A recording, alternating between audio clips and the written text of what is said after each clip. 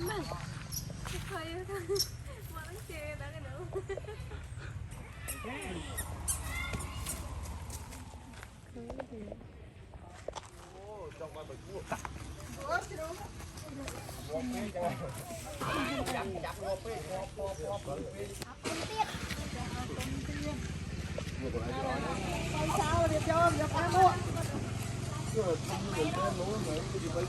Khai đi khai tôi khai.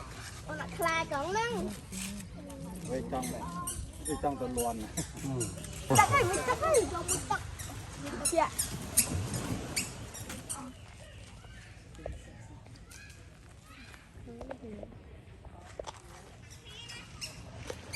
Bánh khỉ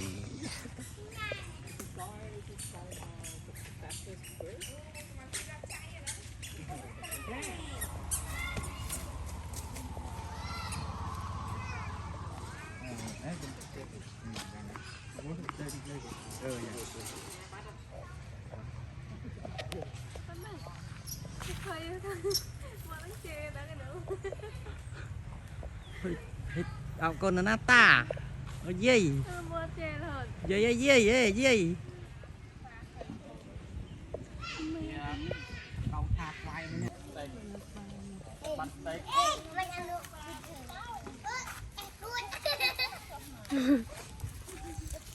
con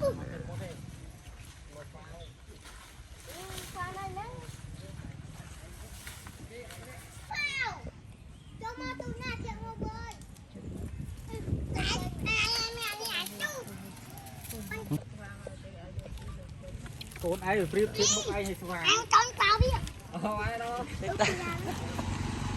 ta coi thấy ngồi trái vậy ta một cô ngồi trái vậy anh mơ khơi khơi linh tại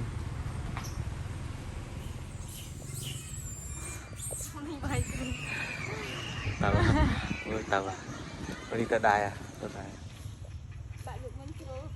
đâu chân ngoài đâu chân là lại chỗ ra chỗ này con này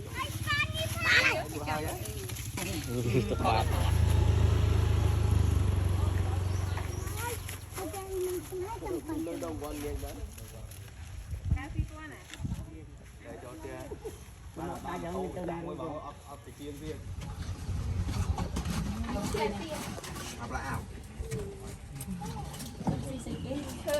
Tôi ôi môn mà thế này. Bên nào? Ta về nước lại ôi môn về đây nhá. Bơ nó nổi. mối phai rè này